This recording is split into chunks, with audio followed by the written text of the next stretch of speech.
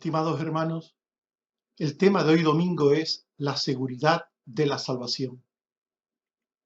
Los últimos 4 sermones hemos estado hablando de las enseñanzas bíblicas sobre el pecado, la elección eterna, la muerte vicaria de Cristo y el llamamiento a la salvación. Hoy estudiaremos la última de las doctrinas anunciadas sobre un grupo de 5 sobre la salvación. Hablaremos de la perseverancia de los santos o seguridad de la salvación. Veamos, en primer lugar, la base bíblica de la enseñanza sobre la seguridad de la salvación. La Biblia afirma la enseñanza de la seguridad de la salvación. Así lo aseguró Jesús. Él dijo en Juan 10, 27 al 29, mis ovejas oyen mi voz, y yo las conozco, y me siguen, y yo les doy vida eterna, y no perecerán jamás, ni nadie las arrebatará de mi mano. Mi Padre que me las dio es mayor que todos, y nadie las puede arrebatar de la mano de mi Padre. Y también el apóstol Pablo habló de la seguridad de la salvación cuando dijo en Filipenses 1:6, estando persuadido de que el que comenzó en vosotros la buena obra, la perfeccionará hasta el día de Jesucristo. Pero hay muchas otras enseñanzas en la Biblia que afirman la seguridad de la salvación. El propósito salvador de Dios es de eternidad a eternidad. Dice Efesios 1, 3 al 5, que Dios nos escogió antes de la fundación del mundo para ser adoptados hijos suyos por medio de Jesucristo. En su plan eterno de salvación, Dios se propuso que fuéramos hijos suyos. Dice Romanos 8, 38 al 39, por lo cual estoy seguro de que ni la muerte ni la vida, ni lo presente ni lo porvenir, ni ninguna otra cosa nos podrá separar del amor de Dios que es en Cristo Jesús. Estas son las palabras del apóstol Pablo ante la enseñanza bíblica de la elección soberana para salvación.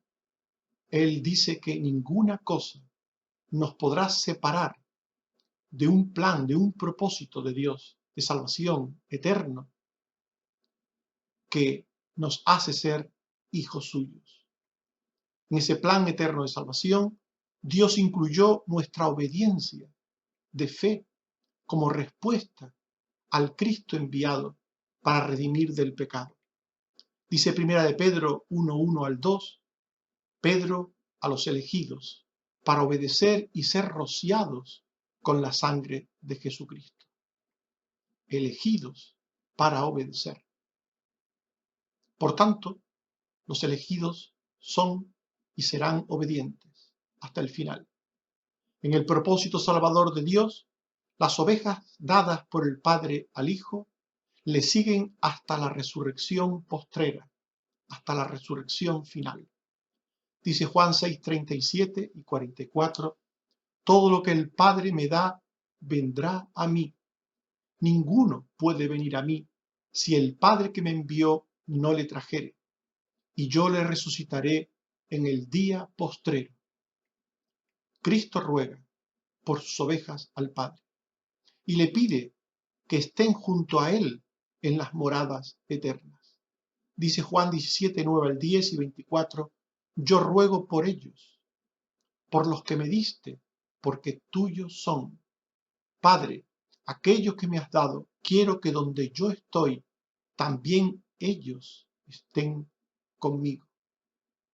Por tanto, en el propósito salvador de Dios, todos los que fueron dados por Dios Padre al Hijo, todos estos estarán un día con Él en las moradas eternas. En el propósito salvador de Dios, todos los que creen fueron ordenados para vida eterna. Dice Hechos 13:48, creyeron todos los que estaban ordenados para vida eterna. Muchos estaban escuchando aquel día al apóstol Pablo, predicando el Evangelio, pero creyeron todos los que estaban ordenados para vida eterna. Todos los escogidos, todos los predestinados, son llamados, justificados y finalmente serán glorificados. Dice Romanos 8, 29 al 30, a los que antes conoció también los predestinó, y a los que predestinó a estos también llamó, y a los que llamó a estos también justificó, y a los que justificó a estos también glorificó. La glorificación de la que se habla en este texto es el momento final de la salvación, el momento en el que seremos hechos semejantes al Hijo. Dice Romanos 8:18 que las aflicciones presentes no son comparables con la gloria venidera que en nosotros ha de manifestarse. Y dice 1 de Juan 3:2 que aún no se ha manifestado lo que hemos de ser. Cuando Él se manifieste, seremos semejantes a Él. Cuando estemos en la presencia de Dios, cuando estemos en las moradas eternas con Dios, seremos semejantes a Cristo. Él nos ha escogido para que seamos como su Hijo, para que seamos santos y sin mancha delante de Él, es decir, para que seamos como su Hijo, el postrer Adán. Y el día final, en el día final, en ese día, seremos semejantes a Él, seremos glorificados. Y dice Pablo que todo eso es un proceso de parte de Dios, un proceso que forma parte del propósito eterno de salvación. A los que conoció, a estos también predestinó. A los que predestinó, a estos también llamó. A los que llamó, también justificó. Y a los que justificó, también glorificó. Todo un plan en el que hay fases que se van dando sí o sí en el tiempo. A estos también, dice el Señor, a estos también les hizo cada una de las cosas que había ordenado en ellos para vida eterna. En el propósito salvador de Dios, su voluntad eterna y soberana siempre se hace. La Biblia dice de Dios, en el Salmo 115:3, que nuestro Dios todo lo que quiso ha hecho en los cielos y en la tierra. Dios hizo vasos de honra, según Romanos 9, y esos vasos de honra que Él hizo los llena de honra, porque esa es su voluntad. Romanos 9:21 dice, no tiene potestad el alfarero sobre el barro para hacer de la misma masa un vaso para honra. ¿Piensa alguno que Dios hizo vasos para honra y no los llenará de honra? Los escogidos han sido elegidos para responder positivamente a la voluntad de Dios. Dice 1 Pedro 1:1 al 2, Pedro a los elegidos de Dios para obedecer y ser rociados con la sangre de Jesucristo. Todo aquello que tiene que ver con la salvación, Dios lo ejecutará en sus elegidos, en aquellos que destinó para ser salvos. Ser rociados con la sangre de Cristo. Esto se producirá. Obedecer al llamamiento que dice, venid a mí, esto lo harán los escogidos. Irán a Jesucristo. Como hemos leído antes, todo lo que el Padre me da, vendrá a mí. Por tanto, la perseverancia de los creyentes que les lleva a hacer la voluntad de Dios a lo largo de sus vidas es obra de Dios mismo en el Espíritu, en sus hijos. Dice 1 Pedro 5:10 que el Dios de toda gracia, que nos llamó a su gloria eterna en Jesucristo, Él mismo os perfeccione, afirme, fortalezca y establezca. Él mismo. Dios mismo se encarga de que sus hijos lleguen al final. Por tanto, hemos visto que la Biblia afirma la seguridad de la salvación. Podríamos haber visto muchos más textos, como se pueden imaginar. Hemos visto solamente unos pocos de los muchos que hay en los que la Biblia afirma la doctrina de la seguridad de la salvación. A pesar de esto, hay quienes la objetan, hay quienes la rechazan. Y quisiera que viéramos algunas de las objeciones a la seguridad de la salvación. Algunos de los argumentos que se usan para rechazar esta doctrina. En primer lugar, se dice que esta doctrina, la seguridad de la salvación, es contraria a la libertad humana.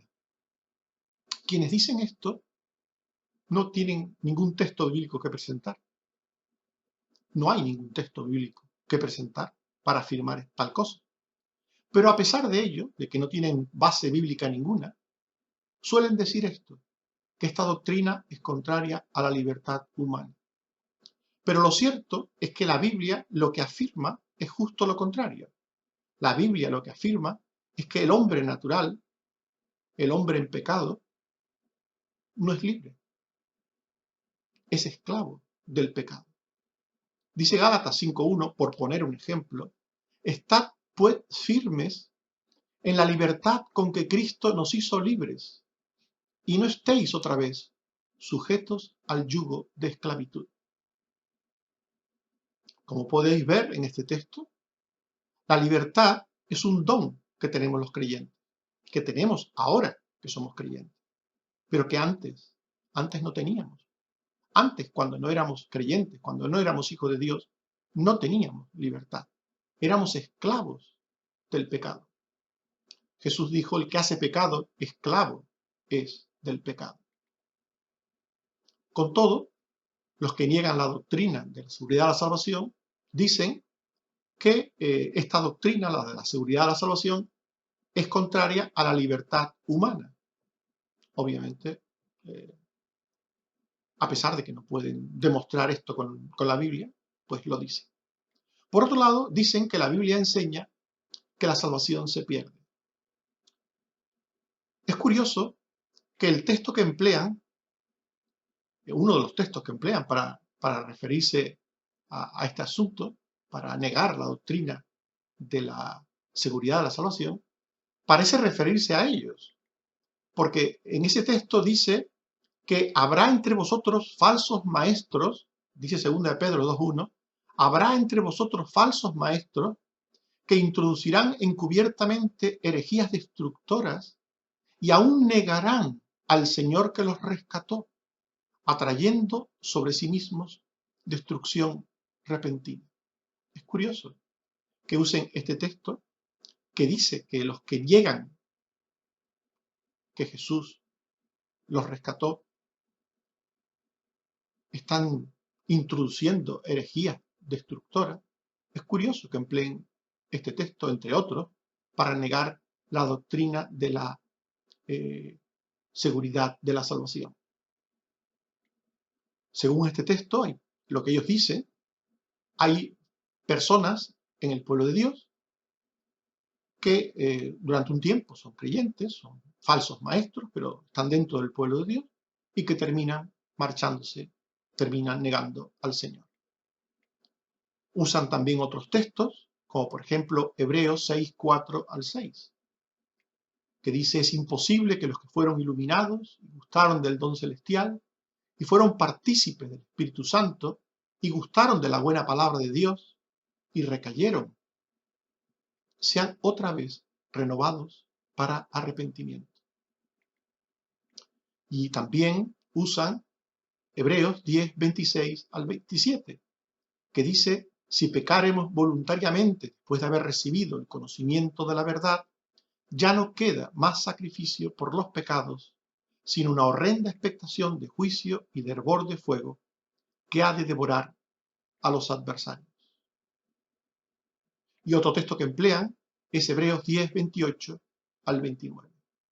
El que viola la ley muere irremisiblemente, ¿cuánto mayor castigo pensáis que merecerá el que pisoteare al Hijo de Dios y tuviere por inmunda la sangre del pacto en la cual fue santificado e hiciere afrenta al Espíritu de gracia?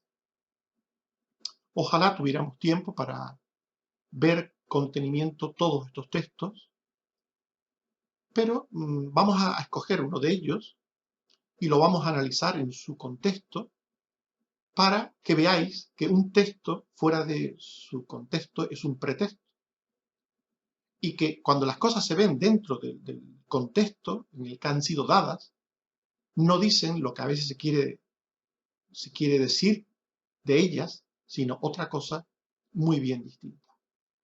Pero antes de hablar de estos textos y de explicar uno de ellos un poco más extensamente, quisiera que, en primer lugar, hablásemos de otras cosas que son muy importantes para entender el porqué de estos textos que hemos leído, que parecen, digo, no enseñan, parecen decir que la salvación se pierde.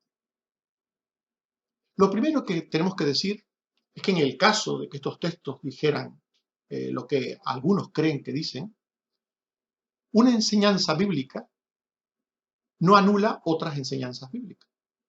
En el caso de que estos textos enseñasen lo contrario a la seguridad de la salvación, pues nos encontraríamos con que en la Biblia hay textos que enseñan que la salvación no se pierde y otros textos que enseñan que la salvación sí se pierde.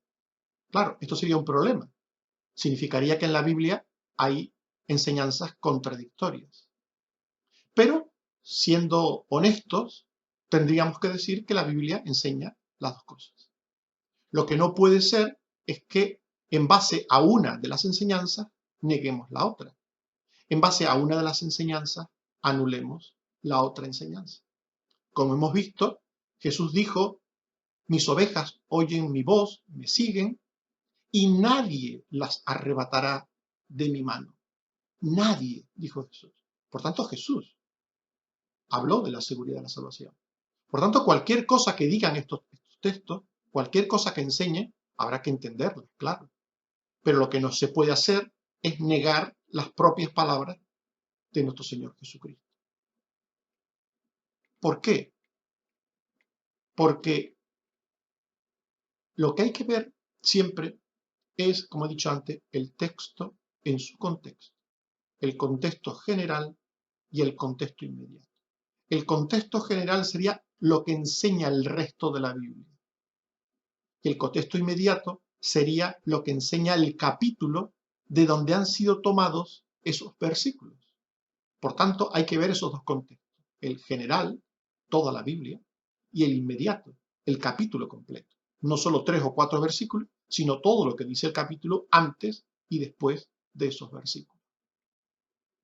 Viendo el contexto general, la Biblia dice que en el pueblo de Dios, en la iglesia, o pueblo de Dios, conviven conjuntamente, conviven creyentes y no creyentes. Es decir, la Biblia no necesita que pasen cosas, que sucedan cosas, para que nosotros creamos una cosa u otra. La Biblia nos advierte de que en el pueblo de Dios hay creyentes y personas que no son creyentes. Nos lo dice desde el principio. Antes que sucedan, Jesús dijo algo semejante, para que cuando sucedan estas cosas os acordéis que yo ya os lo había dicho. Según Jesús, en Mateo 13, 24 al 25, 37 al 39, el reino de los cielos es semejante a un hombre que sembró buena semilla en su campo. Pero vino su enemigo y sembró cizaña entre el trigo y se fue. El que siembra es el Hijo del Hombre. La buena semilla son los hijos del reino y la cizaña son los hijos del diablo. El pueblo de Dios no es una masa uniforme de creyentes verdaderos, hasta que algunos de esos creyentes verdaderos dejan de serlo y se pierden, que es lo que nos dicen aquellos que creen en la doctrina de que la salvación se pierde. Ellos creen que todos los que están en una iglesia son creyentes verdaderos y que cuando algunos se marchan, abandonan los caminos de Dios, es que se han perdido la salvación. Pero es que Jesús nos dice algo que es muy distinto, muy distinto. Jesús nos dice, y nos dice antes que sucedan las cosas, antes de que Judas le traicionase y ellos pudieran ver que en ese pequeño grupo de los 12 había un traidor, había alguien que iba a vender al maestro por 30 monedas de plata, antes que sucedieran todas esas cosas. Ya Jesús dijo a sus discípulos que en el campo de Dios no solo hay trigo, sino también hay cizaña. Que el trigo lo siembra Dios y que la cizaña la siembra el diablo. Y que tiene que crecer lo uno y lo otro hasta que Dios mismo lo separe. Dejad crecer, dice Mateo 13, 30, 41 al 43. Dejad crecer juntamente lo uno y lo otro hasta la siega. En ella el Hijo recogerá de su reino a todos los que sirven de tropiezo y los echarán en el fuego. Por tanto, en el pueblo de Dios no solo hay creyentes, también hay personas que no lo son, que se parecen, como se puede parecer la cizaña al trigo.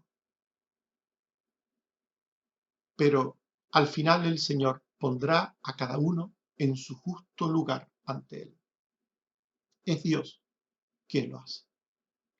Por tanto, en el pueblo de Dios hay ovejas y falsas ovejas.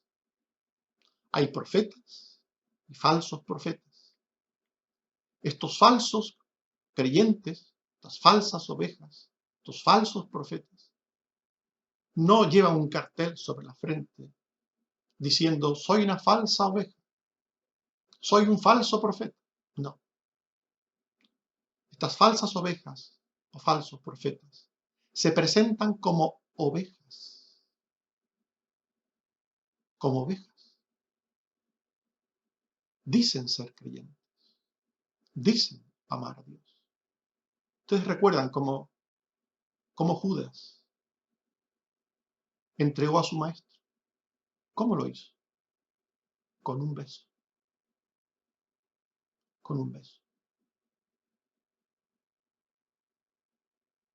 Las falsas ovejas y falsos profetas, en realidad, dice la Biblia, son lobos rapaces. Dice Mateo 7:15, guardaos de los falsos profetas, que vienen a vosotros con vestidos de ovejas, pero por dentro son lobos rapaces. Los peores enemigos que ha tenido siempre el cristianismo a lo largo de toda su historia han sido personas que desde dentro le han hecho el trabajo al diablo. Han sido sembradas por el diablo para hacerle el trabajo al diablo. El descrédito, el desprestigio que tiene el cristianismo en el mundo para muchas personas viene dado ¿por qué? ¿Por qué? Por personas que se han llamado cristianas a lo largo de los años, de los tiempos, y que han hecho justo lo contrario de lo que debe hacer un cristiano. Y no me refiero a pecar puntualmente, pues cualquier cristiano puede pecar puntualmente. Cualquier cristiano puede mentir, cualquier cristiano puede enredarse en una situación de rencor, de desánimo, de falta de fe. Cualquier cristiano puede en algún momento de su vida pecar. Aún los mejores creyentes pecan. Pecó Abraham, mintió con respecto a su esposa. Pecó Moisés, pecó David, pecó Salomón, pecó Pedro. Todos los creyentes verdaderos han pecado y pecan en distintos momentos de sus vidas. Pero las falsas ovejas, pecan siempre, siempre.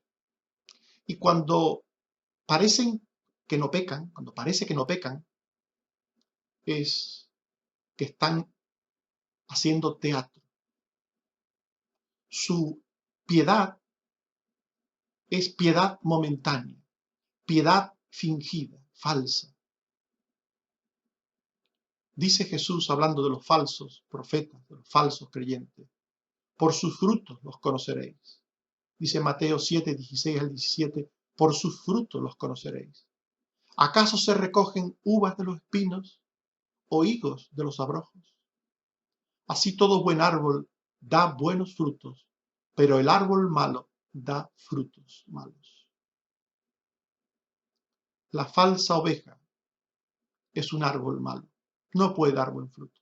No puede dar buen fruto. Todo cristiano verdadero es un buen árbol. Y aún los buenos árboles pueden dar algún fruto agrio, malo, bichado. Pero por lo general, un buen árbol da buenos frutos. Alguno malo se quita, se aparta, pero por lo general da buen fruto. El mal árbol no da nunca un buen fruto. Si parece que alguno es buen fruto, está bichado. Posiblemente detrás de su apariencia hermosa esté dentro lleno de bichos, de gusanos. Por tanto, no todos los que se dicen creyentes lo son de verdad. No todos. Y no todos los que se dicen creyentes son tenidos por el Señor como hijos suyos. Dice Mateo 7, 21 al 23, allí no todo el que me dice Señor, Señor entrará en el reino de los cielos, sino el que hace la voluntad de mi Padre. Muchos me dirán en aquel día, Señor, Señor, no profetizamos, echamos demonios y en tu nombre hicimos milagros. Y les declararé, nunca os conocí, hacedores de maldad. No todos los del rebaño obran de igual manera con las ovejas. No todos los creyentes son iguales. No todos los creyentes tienen misericordia, tienen amor, tienen responsabilidad. Son entregados al Señor, a su obra, son responsables, son cuidadosos. No todos los creyentes son iguales. Dice Mateo 25, 31 al 32, 42 al 43 y 46, que cuando el Hijo del Hombre venga, apartará los unos de los otros y les dirá, tuve hambre y no me disteis de comer, tuve sed y no me disteis de beber, fui forastero y no me recogisteis, estuve desnudo y no me cubristeis, enfermo y no me visitasteis. E irán estos al castigo eterno. Por tanto, esto es lo primero en el contexto general de la Biblia que es necesario recordar para intentar entender estos textos. La Biblia dice que no todos los que forman parte de una iglesia, del cuerpo de Cristo, del pueblo de Dios, no todos son creyentes. No todos. Muchos, muchos no lo son. Incluso, podríamos decir, la mayor parte de ellos no lo son. Dice la Biblia, muchos son los llamados y pocos los escogidos. Por tanto, este sería el contexto general. Veamos ahora el contexto inmediato. Es decir, el capítulo en el que se encuentra uno de los textos que hemos mencionado. Y escojamos el primero de ellos. Segunda de Pedro, capítulo 2. En ese texto, en el segunda de Pedro 2, lo que se dice en todo el capítulo, desde el principio hasta el final, es que hay falsos profetas dentro del pueblo de Dios. Algo que hemos visto que también se dice en otras partes. Y que estos falsos profetas se mueven en el rebaño de Dios. Se mueven dentro del rebaño. Y al moverse, intentan parecer una cosa. Intentan parecer ovejas.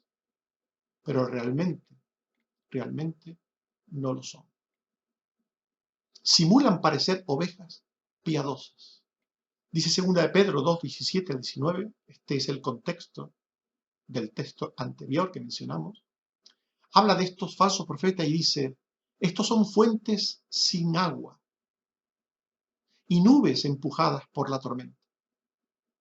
Una fuente sin agua, una nube empujada por la tormenta, son falsas promesas. Hacen creer que hay algo, que se puede esperar algo, pero al final no hay nada. Pues hablando, dice el texto, palabras infladas y vanas, palabras infladas y vanas. Esta es la forma del lenguaje de los falsos profetas, de las falsas ovejas. Dice que seducen con concupiscencias de la carne y disoluciones. Les prometen libertad y son ellos mismos esclavos de corrupción. Por tanto, los falsos profetas, las falsas ovejas, emplean un lenguaje, una retórica de apariencia, de hipocresía, de palabra menuda, pero sus vidas, en general, todas sus vidas son pura hipocresía, puro teatro, todas sus vidas. No hay verdad en nada de lo que dicen, en nada de lo que hacen. Estas personas no se sujetan a la verdad de Dios, no pueden sujetarse a la verdad de Dios, no quieren saber nada de la verdad de Dios, porque son de su padre el diablo, que es mentiroso y padre de mentira. Por eso, estas personas son permanentemente personas detractores de la verdad, rechazan la verdad, al tiempo que introducen errores. Dice segunda de Pedro 2, 1 al 2, habrá entre vosotros falsos maestros que introducirán encubiertamente herejías destructoras. Y aún negarán al Señor que los rescató. Y muchos seguirán sus disoluciones. Estas personas no solo niegan la verdad, sino que afirman lo contrario a ella. Están prontos para rechazar la verdad de la palabra y están prontos para creer la mentira, cualquier forma de mentira, en relación a las cosas de Dios o en relación a cualquier cosa. Están prontos para creer la mentira. Solo les mueve el egoísmo materialista en su relación con la iglesia. Lo que pueden ellos conseguir para sí mismos. Recuerden a Simón el mago, que quería ser algún grande. Hay personas que acuden a las iglesias para obtener compañía, para obtener prestigio, para desarrollar algunas habilidades que creen poseer, pero no tienen más que afán materialista y egoísta. Dice segunda de Pedro 2:3, por avaricia harán mercadería de vosotros con palabras fingidas. Sobre los tales la condenación no se tarda. Dios no perdonará a estas falsas ovejas. Serán castigadas. Dice 2 de Pedro 2, 4 al 6, 12 al 13. Si Dios no perdonó a los ángeles que pecaron, sino que los entregó a oscuridad, y si no perdonó al mundo antiguo, trayendo el diluvio, y si condenó a Sodoma y Gomorra, reduciéndolas a ceniza, estos perecerán en su propia perdición, recibiendo el galardón de su injusticia. Aunque aparenten haber salido del mundo y haber conocido al Señor y a sus caminos, estas personas finalmente volverán atrás. Dice 2 de Pedro 2, 20 al 21, si habiéndose ellos escapado del mundo por el conocimiento del Salvador Jesucristo, enredándose otra vez, su postrer estado viene a ser peor que el primero. Porque mejor les hubiera sido no haber conocido el camino de la justicia, que después de haberlo conocido, volverse atrás. Estas personas nunca fueron nada ante Dios. Tuvieron un tiempo, como nos muestra la parábola del sembrador. La parábola del sembrador nos muestra que en el proceso de la siembra, para que una semilla caiga en buena tierra, dos caen entre pedregales y entre espinos. Y crecen por algún tiempo. Y parece durante algún tiempo que son plantío de Dios por algún tiempo, pero terminan secándose o ahogándose. El propósito segunda de Pedro 2:22 es explicarnos esto, explicarnos algo a los cristianos, algo que tiene que ver con la realidad de la vida de una iglesia local cualquiera. Y es que veremos que juntamente con los escogidos, que son eficazmente llamados por Dios a la salvación, también otras muchas personas pasarán a formar parte de nuestras iglesias, de nuestras congregaciones, y estarán durante un tiempo en ellas, con apariencia de piedad, pareciendo que son plantío de Dios, pareciendo trigo, cuando realmente son otra cosa muy distinta. Dice 2 de Pedro 2:22, les ha acontecido lo del proverbio, el perro vuelve a su vómito y la puerca lavada a revolcarse en el cieno. Vuelve a su vómito el perro. Estas personas nunca dejaron de ser perros, en el sentido metafórico que aquí se utiliza. Nunca dejaron de ser puerca. Fueron puerca lavada. Ya lo hemos dicho muchas veces. Uno coge a un cerdito, un puerco, lo saca del goro, de la cochinera, lo limpia, lo baña, lo perfuma, le pone un lacito rosa, si quiere, en la cabeza, le pone un traje de seda, pero nada más soltar el cochino, el cerdo, ¿qué hace? Vuelve corriendo a la cochinera, al goro, a revolcarse en el cielo, porque nunca perdió su condición de cochino, de cerdo, nunca perdió esa condición, nunca dejó de ser eso. Por mucho perfume, por mucho lavado que le diéramos, por muchas cosas que hiciéramos, nunca perdió su condición. Igual que habla aquí del perro. Por tanto, segunda de Pedro 2 no está diciendo que hay personas salvas que se pierden. No está diciéndonos eso. En ninguna manera. Nos está explicando algo que tiene que ver con una realidad cotidiana de las iglesias locales. que podamos entender por qué hay tantas personas que forman parte de nuestras iglesias, de nuestras congregaciones, a lo largo del tiempo de nuestra vida,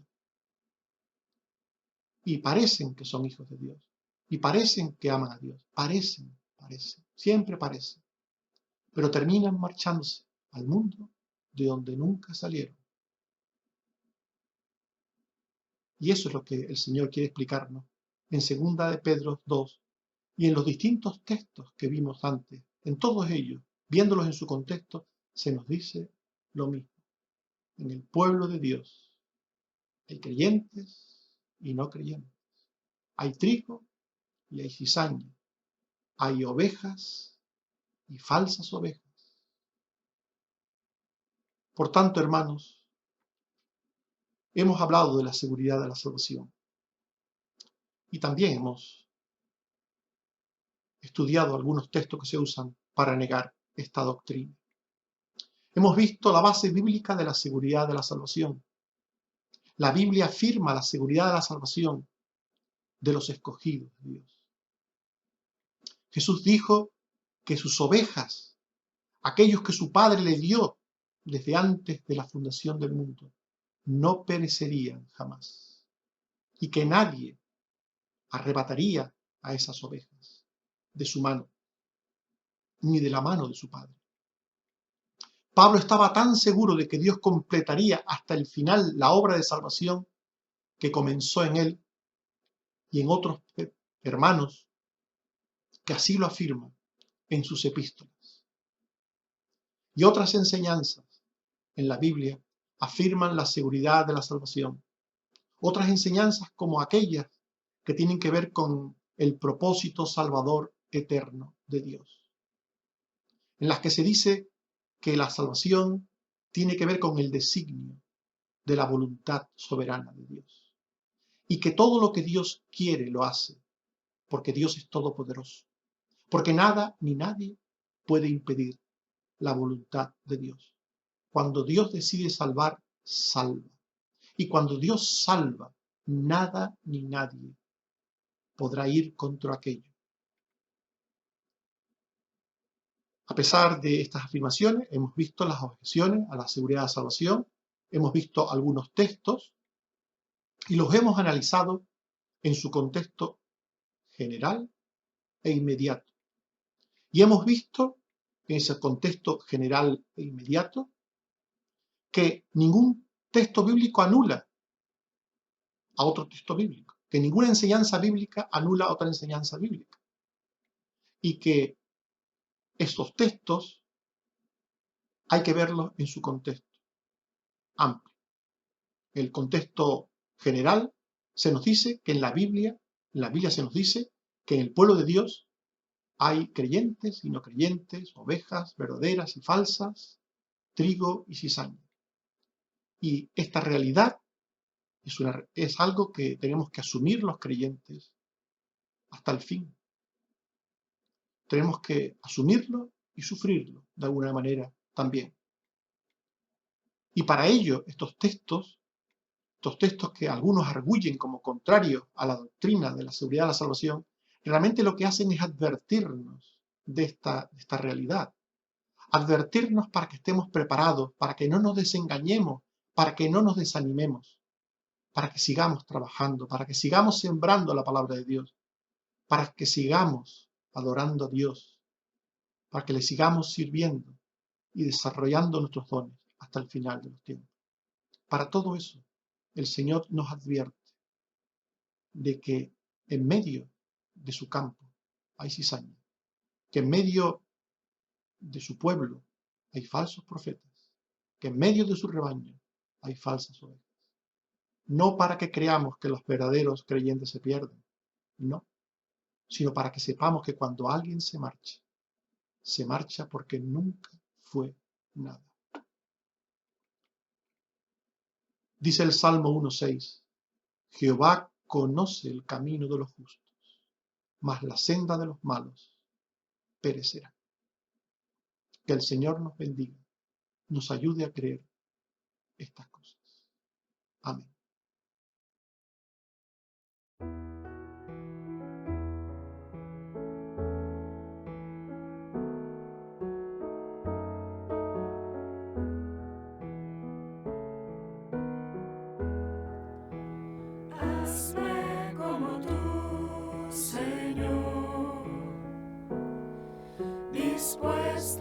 escuchar.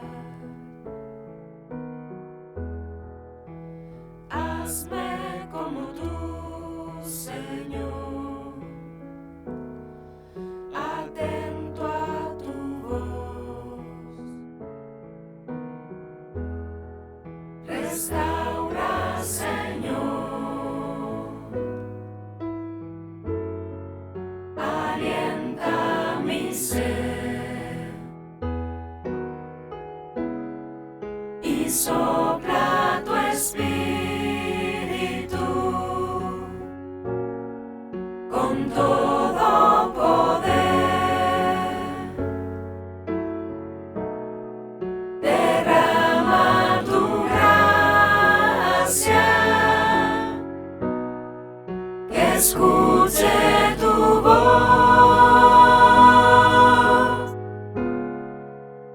y en tu presencia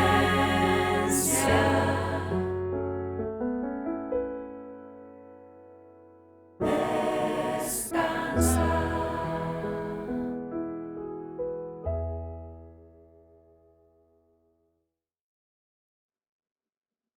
Oremos. Señor, te damos las gracias porque nos has traído hasta aquí.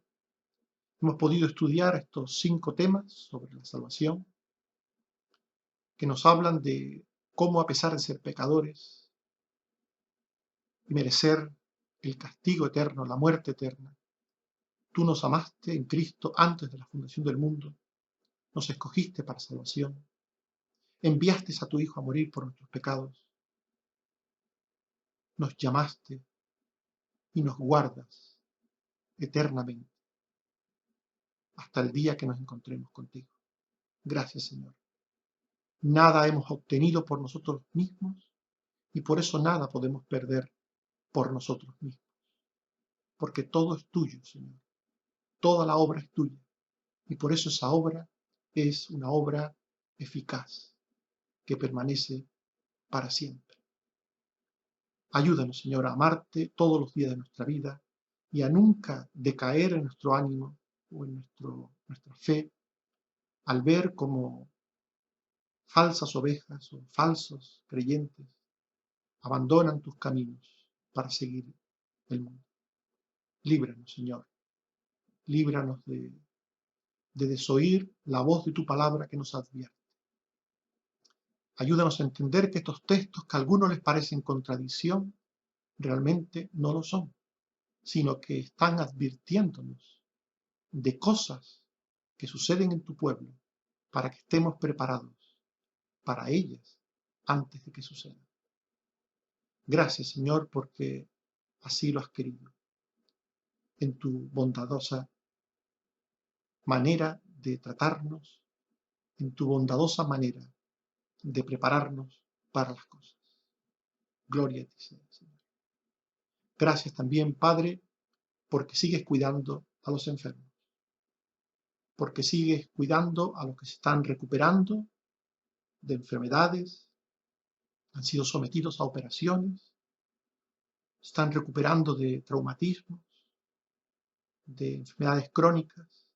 Gracias, Señor, porque tú recuperas a cada uno de ellos. Gracias, Señor, por Carmen Rosa, que la estás cuidando, por Jeremías, por Cristina, por Susana, por María, por la madre de Óscar, también por Toño, por Otto, también, Señor, por tantos, Señor, por los que seguimos pidiendo, como José de Segovia y otros, Señor, que hemos traído ante ti en numerosas ocasiones. Te seguimos pidiendo por todos y cada uno de ellos, Señor. Ten misericordia y ayúdales, Padre.